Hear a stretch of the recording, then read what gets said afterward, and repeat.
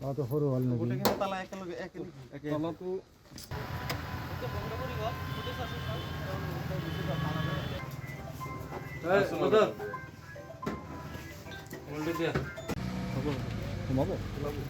সাক্ষী হিচাপত আপুনি এটা হেৰি বনাই ল'ব, সাক্ষী দিব কেইটা যোনকেইটা আছিলে ভাঙা বনোৱা।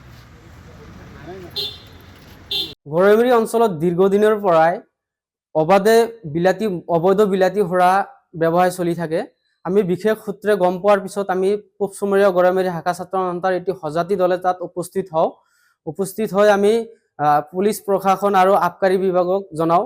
তেখেতসকল উপস্থিত হোৱাৰ খবৰ লাভ কৰিয়ে উক্ত মদৰ মালিকজনে, ঘাটিৰ মালিকজনে পলায়ন কৰে। তাৰপিছত আবকাৰী বিভাগে গাঁওবুঢ়াৰ লগত লৈ উক্ত দোকানটো তলা মাৰে। আমি লক্ষ্য কৰিছোঁ যে দীৰ্ঘদিনৰ পৰা চলি থকা এই অবৈধ বিলাতী সুৰাৰ যি ব্যৱসায়ৰ আবকাৰী বিভাগ আৰু পুলিচে যি নীৰৱ ভূমিকা পালন কৰি আছে, আমি ভাল পোৱা নাই।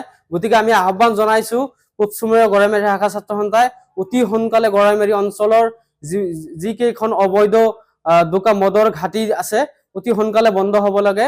অন্যথা কিন্তু আমি পূব চুমুৰীয়া গৰৈমাৰী শাখা ছাত্ৰ সন্থাই ৰাইজৰ সহযোগত আন্দোলন কৰিবলৈ বাধ্য হ'ম, এই কথা আমাৰ স্পষ্ট।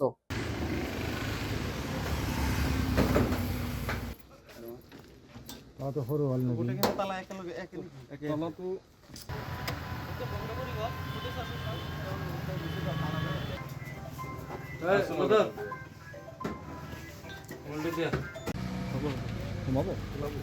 সাক্ষী হিচাপত আপুনি এটা হেৰি বনাই ল'ব, সাক্ষী দিব কেইটা যোনকেইটা আছিলে ভাঙা বনোৱা।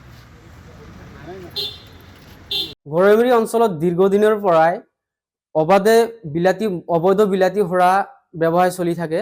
আমি বিশেষ সূত্ৰে গম পোৱাৰ পিছত আমি পূব চুমুৰীয়া গৰৈমাৰী শাখা ছাত্ৰ সন্থাৰ এটি সজাতি দলে তাত উপস্থিত হওঁ। উপস্থিত হৈ আমি পুলিচ প্ৰশাসন আৰু আবকাৰী বিভাগক জনাওঁ। তেখেতসকল উপস্থিত হোৱাৰ খবৰ লাভ কৰিয়ে উক্ত মদৰ মালিকজনে, ঘাটিৰ মালিকজনে পলায়ন কৰে। তাৰপিছত আবকাৰী বিভাগে গাঁওবুঢ়াৰ লগত লৈ উক্ত দোকানটো তলা মাৰে। আমি লক্ষ্য কৰিছোঁ যে দীৰ্ঘদিনৰ পৰা চলি থকা এই অবৈধ বিলাতী সুৰাৰ যি ব্যৱসায়ৰ আবকাৰী বিভাগ আৰু পুলিচে যি নীৰৱ ভূমিকা পালন কৰি আছে, আমি ভাল পোৱা নাই।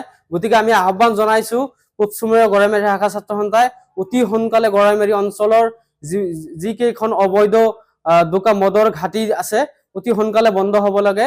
অন্যথা কিন্তু আমি পূব চুমুৰীয়া গৰৈমাৰী শাখা ছাত্ৰ সন্থাই ৰাইজৰ সহযোগত আন্দোলন কৰিবলৈ বাধ্য হ'ম, এই কথা আমাৰ স্পষ্ট।